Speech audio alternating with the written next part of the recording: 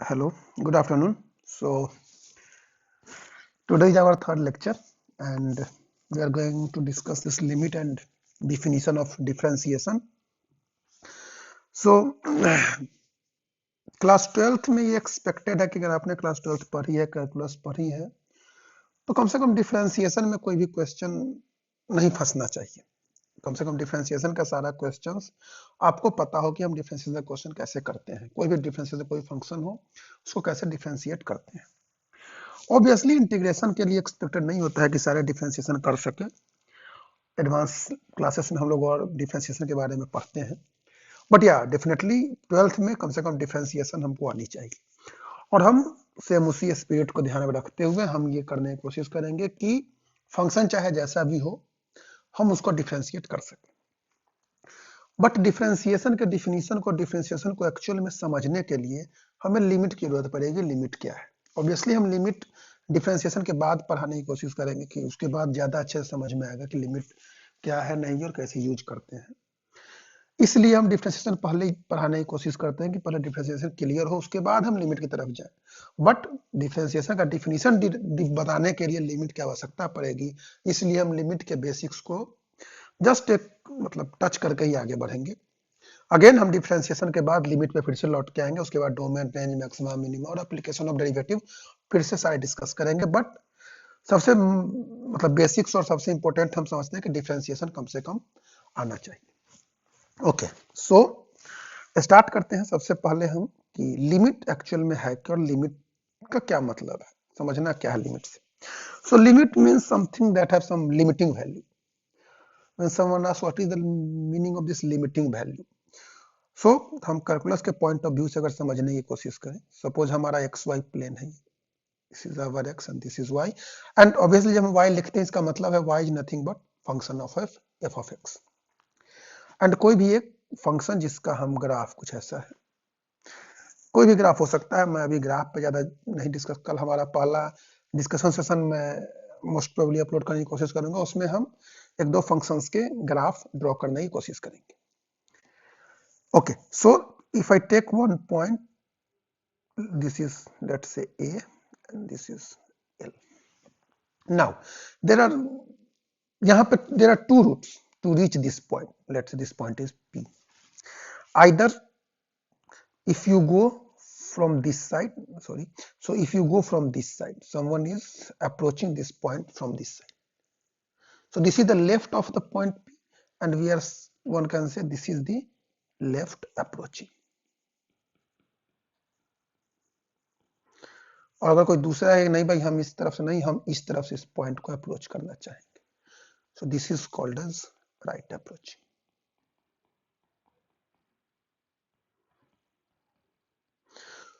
सो इस ग्राफ में ऑब्वियस दिख रहा है कि अगर हम एक्स ए की तरफ अप्रोच करने की कोशिश कर रहा है, लेट्स आइदर फ्रॉम लेफ्ट और राइट नाउ डजंट मैटर कि तुम हम लेफ्ट से जा रहे हैं या राइट से जा रहे हैं, हमारा जो फंक्शन एफ ऑफ एक्स है और आइदर वाई है, ये हमारा अप्रोच कर रहा है एल की तरफ।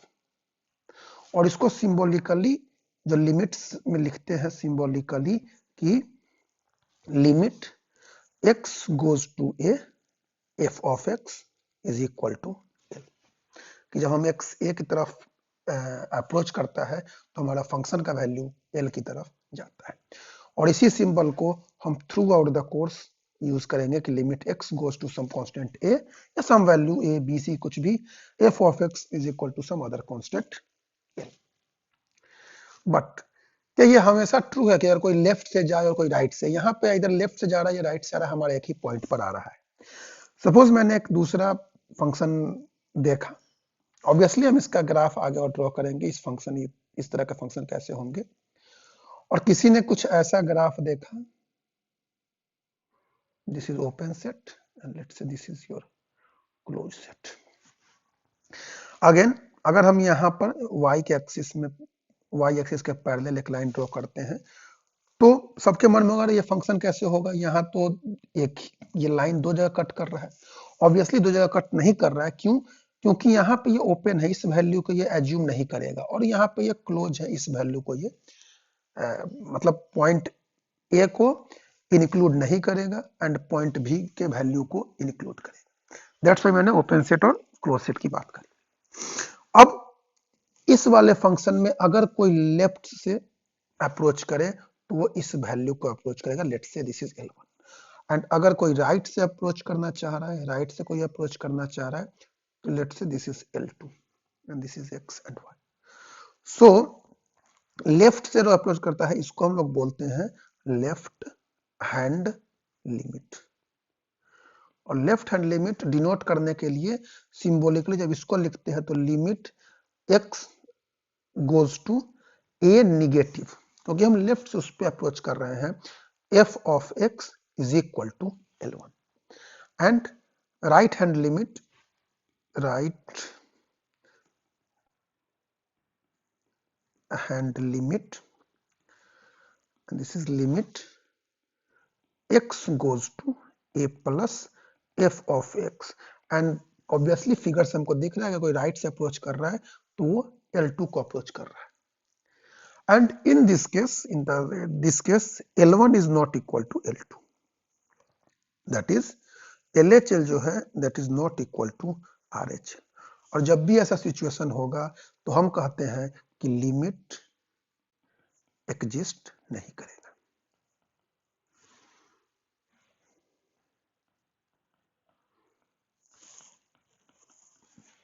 So at x equal to a, limit doesn't exist. You can't find a number that you have limit x goes to a f of x, क्योंकि लिमिट एग्जिस्ट करने के लिए LHL is always equal to RHL. Then only you can say that that function is one can say this is discontinuity की definition या differentiability का definition भी limit से ही आता है। और यहाँ हमको दिख रहा है कि फंक्शन डिसकंटिन्यूअस है इस पॉइंट पे। अगर हम पेन इसको देखा बनाना चाहें तो डिसकंटिन्यूटी दिख रही है, और ये ऑब्वियसली यहाँ पे लिमिट डिफाइंड नहीं है, इसलिए हम LHL और RHL बराबर नहीं है, इसलिए ये डिसकंटिन्यूअस। सो लिमिट का यूज हम वहां भी करते हैं जब हमको डिसकंटिन्यूटी दिखानी होती है फंक्शंस में। Okay, I don't know whether in class 11th आपने सुना है कि नहीं सुना है, there are 7 indeterminate form. Indeterminate form, indeterminate form का मतलब क्या होता है? ऑब्वियसली इनडिटरमिनेट का मतलब है कि जिसको हम डिटरमाइन नहीं कर सकते। सबको ये पता है कि dividend is equal to divisor into quotient plus remainder. ये रूल जो है ये हर जगह अप्लीकेबल है। बट अगर हम लिखें 0/0, इस केस में जो ऊपर है उसको हम लोग कहते हैं डिविडेंड, जो नीचे है उसको कहते हैं डिवाइजर। सो जब भी हम लिख सकते हैं कि 0 is equal to 0 into, if you use any constant, let say 1 as a quotient plus remainder is 0, 0 is equal to 0 into 2 plus 0। So किसी भी कंडीशन में हमको कोसेंट के बारे में कोई पता ही नहीं चल सकता है कोसेंट क्या होगा। ये भी हो सकता है 0 इंटू 3 प्लस 0, और generally 0 into any constant c plus 0। मतलब है कि हम इसको डिटरमाइन नहीं कर सकते हैं कि हमारा क्या होगा इसका वैल्यू। दैट्स वाई हम लोग सबसे पहला जो हमारा इनडिटरमिनेट फॉर्म है, सबसे पहला जो इनडिटरमिनेट फॉर्म है ये 0/0 का है। दूसरा इनडिटरमिनेट फॉर्म है infinity by infinity, and infinity खुद में ऐसा कोई इनडिटरमिनेट फॉर्म नहीं है, इसको हम लिख सकते हैं एनी कांस्टेंट c अपॉन 0, और इस इन्फिनिटी को भी लिख सकते हैं any constant upon 0। Infinity means some constant upon 0 हमको इन्फिनिटी मिलता है, और ये फिर से हमको 0/0 के ही स्टैंड पे लाया खड़ा करे। अगेन तीसरा जो इनडिटरमिनेट फॉर्म है हमारा वो है 0 इंटू इन्फिनिटी, और ऑब्वियसली ये भी सेम 0/0 है, 0 into some constant by 0 that is 0/0। चौथा इनडिटरमिनेट फॉर्म है हमारा infinity minus infinity, that is some constant upon 0 minus some constant upon 0, and this is c minus c upon 0 and 0 upon 0। Fifth indeterminate form है 0 to the power 0। इस जगह 0 और zero को लिख सकते हैं 1 माइनस 1। और इंडेक्स एंड थर्ड में पढ़ा है कि 0 की पावर 1 बटे 0 की power 1, this is again 0/0। Sixth हमने पढ़ा है infinity to the power 0, that is infinity to the power 1 minus 1, nothing but infinity by infinity. ऐसा नहीं कि समथिंग का पावर 0 बराबर 1 तो इन्फिनिटी का पावर 0 भी 1 होना चाहिए, 0 का पावर 0 भी 1, ऐसा नहीं है कुछ। ये हमको 0/0 का फॉर्म देगा। अगेन ये 0/0 हमने सेकंड वाले इंडिटरमिनेट फॉर्म में बताया है कि infinity by infinity 0/0। And last is some x to the power infinity but x approaches to 1। ये 0/0 का फॉर्म नहीं है, लेकिन तब भी ये इनडिटरमिनेट क्यों है? अगर x 1 को अप्रोच मींस 1 के पास जा रहा है तो 1 to the power 2 is equal to 1 to the power 3 is equal to 1। और हमने पढ़ा है अपने घातांक और करनी हिंदी में, अंग्रेजी में, इंडेक्स एंड सर्ट में कि x to the power a बराबर x to the power b, it results in a is equal to b। Obviously not obvious, but या x equal to x equal to b, then a equal to b। So यहां से क्या हमको मिलेगा कि 2 is equal to 3, ये possible नहीं है। इसलिए सेवेंथ इंडिटरमिनेट जो है 0/0 पे नहीं है, बट ये इसलिए क्योंकि ये हमको यहाँ पर डिटरमाइन नहीं कर सकते इसका एक्चुअल वैल्यू अगर x गोज टू 1 हो। That's why we have this 7 indeterminate form.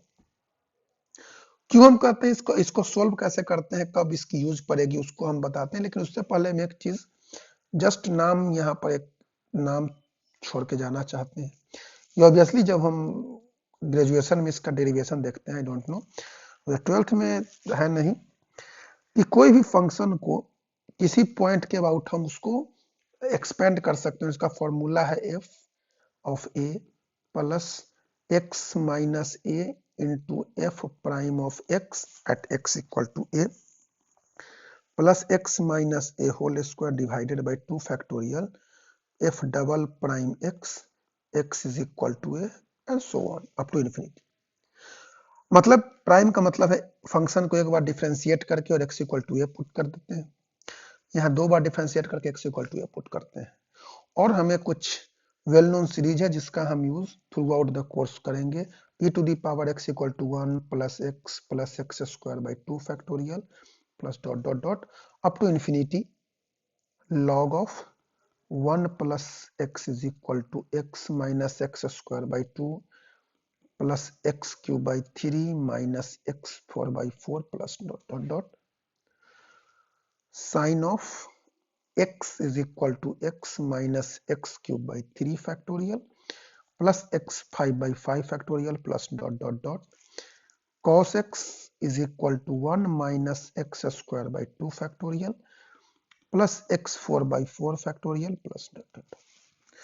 हम जब डिफरेंशिएशन पढ़ लेंगे पूरा, देन इस फॉर्मूला का यूज करके, इक्वेशन हैश का यूज करके either e to the power x log 1 plus x sin x cos x किसी का भी हम सीरीज जो लिखे हैं वो इस फॉर्मूला से यूज कर सकते हैं। This is known as Taylor series.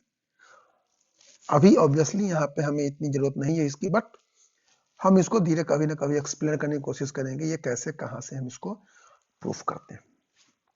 Okay okay correct.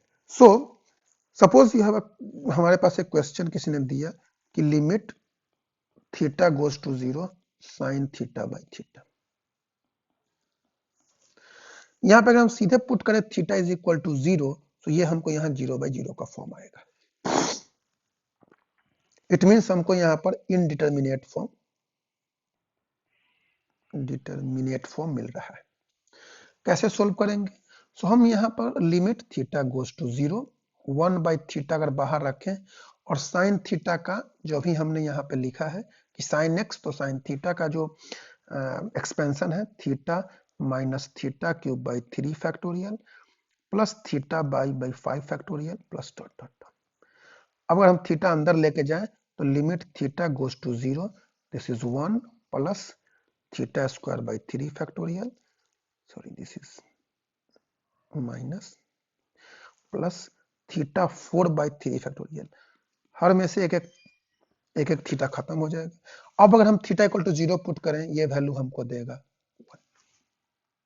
So limit theta goes to 0 sin theta by theta is always equal to 1. Second, limit theta goes to 0, cos theta is equal to 1. तीसरा, limit theta goes to 0, tan theta upon theta is equal to 1. And fourth, limit theta x goes to a, xn minus an divided by x minus a is equal to na n minus 1. Obviously हम इसको proof करेंगे जब हम limit पढ़ेंगे. I will prove it कि ये क्यों होता है. अभी के लिए जस्ट हम इसको एक फॉर्मूला की तरफ लिखा है. Don't worry about that. Okay, so जब हम कैलकुलस पहले क्लास में स्टार्ट किया था तो हमने वहां पर कैलकुलस का डेफिनेशन लिखा था कि परिवर्तनशील राशियों में परिवर्तन की दर की स्टडी को कैलकुलस कहते हैं. और वहां पर हमने ये कहा था कि y इज इक्वल टू जब f ऑफ x लिखते हैं तो x के परिवर्तन होने से y में जो परिवर्तन होगा उसकी स्टडी हम यहाँ पे करेंगे. अगेन, परिवर्तन तो कैसा भी हो सकता है, या तो छोटा परिवर्तन या बड़ा परिवर्तन. हम बड़े परिवर्तन पे ज्यादा चर्चा नहीं करेंगे, हम स्मॉल परिवर्तन की बात करते हैं.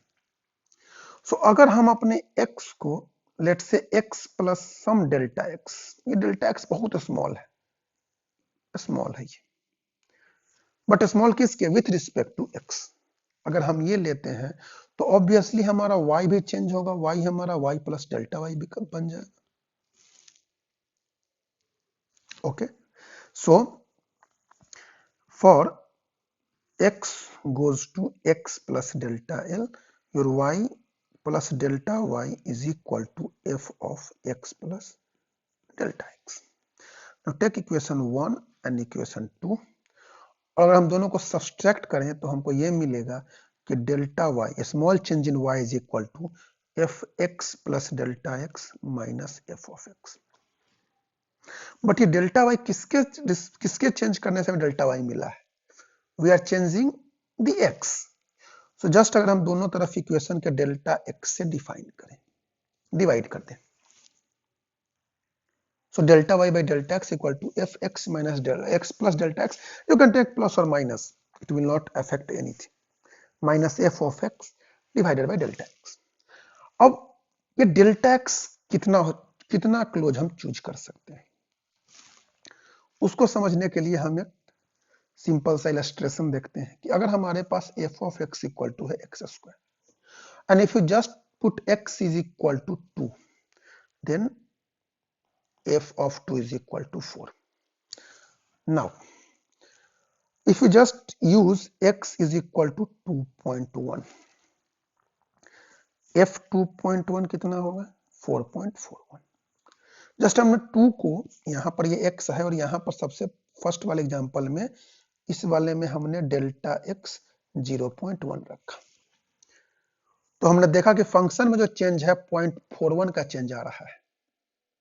अच्छा, अगर हम और थोड़ा सा डेल्टा एक्स और थोड़ा छोटा लेते हैं, 2.01 लेते हैं, so f of 2.01 is equal to है हमारे पास 4.04. अब देख सकते हैं कि हम यहाँ पर 0.4 का डिफरेंस, हमारा एक्चुअल f2 जो 4 था और यहाँ 0 डेल्टा x और छोटा चूज करने पर वैल्यू और धीरे धीरे हम 4 के क्लोज जा रहे हैं. If you just choose x equal to 2.001, then your f 2.001 is equal to 4.004. अब और क्लोज जाते जा रहे हैं. सो डेल्टा एक्स हम जितना से जितना स्मॉल लेंगे हम उतना ज्यादा अपने एक्चुअल फंक्शन के क्लोज जा रहे हैं. अच्छा, यहाँ तो हमने डेल्टा एक्स को प्लस लिया है. अगर हम डेल्टा एक्स किसी ने माइनस लिया, देन किसी ने एक्स को 1.9 लिया, तो f ऑफ 1.9 हमारा हो जाएगा 3.61. यहाँ पे डेल्टा एक्स लिया हमने माइनस 0.1. चाहे हम एक्स लेते हैं 1.99, देन f ऑफ 1.99 कितना हो जाएगा, 3.96. ऑब्वियसली जैसे जैसे हम डेल्टा एक्स को बढ़ाते जा रहे हैं, घटाते जा रहे हैं, वैसे वैसे हमारा एक्चुअल फंक्शन जो मेन फंक्शन का वैल्यू है उसके क्लोज जा रहा है. हम ये क्यों इस चीज को समझने की कोशिश कर रहे हैं कि इस डेल्टा एक्स को हम कितना स्मॉल चूज कर सकते हैं। कोई बोले कि हम 10 to the power -1 it mean 0.01 sorry 0.1 लेते हैं, कोई भी नहीं, मैं -2 लूंगा यानी 0.01। कोई बोले हम 10 to the power -5 it means 1/10 1/10 square 1/10 to the power 5। जो जितना स्मॉल लेगा उतना क्लोज जाएगा। तो अगर हम ये बोले कि ठीक है स्मॉल स्मॉल की बात छोड़ो, अगर हम delta y by delta x and limit ले लें कि डेल्टा एक्स गोज टू 0, तो -1 -2 -3 छोड़, लेकिन ये डेल्टा एक्स लिमिट में गोज टू 0 हो, एक्चुअल 0 नहीं है। अभी मैंने कहा कि यहाँ पर जब सीधे हम थीटा वाले में 0 पुट करेंगे तो ये हमको 0/0 इंडिटरमिनेट फॉर्म देगा, लेकिन हम उसका कुछ मैथमेटिकल कैलकुलेशन करने के बाद जब पुट करेंगे तो ये हमको एक्चुअल वैल्यू पे लेके जाएगा। सो हम स्टार्टिंग में नहीं पुट करेंगे, हम लास्ट में जाकर कैलकुलेशन के बाद डेल्टा एक्स को 0 पुट करें।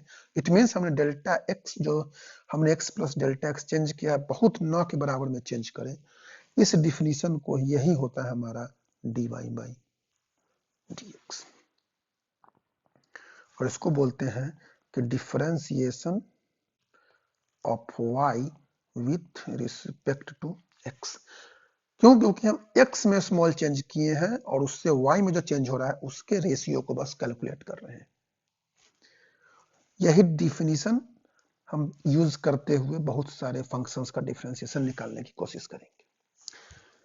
Okay, and obviously delta y by delta x अभी हमने जो किया है कि limit delta x goes to 0 delta y by delta x is equal to limit delta x goes to 0 f of x plus delta x minus f of x divided by delta x. एक हम example करते हैं इस पे। For an example,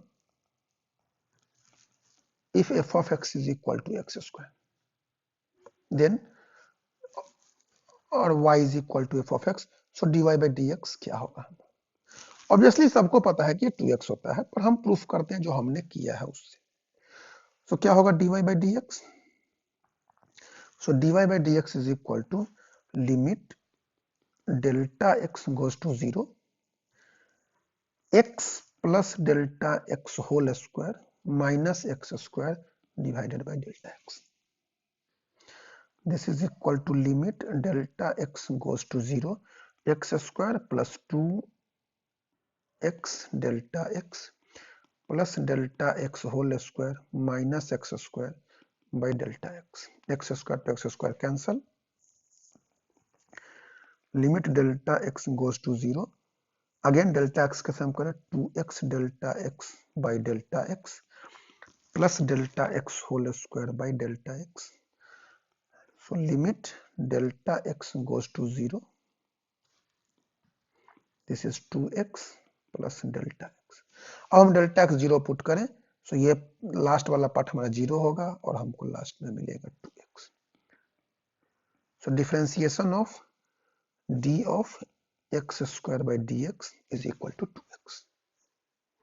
I think this is the correct time to stop. ये video लंबा ना हो।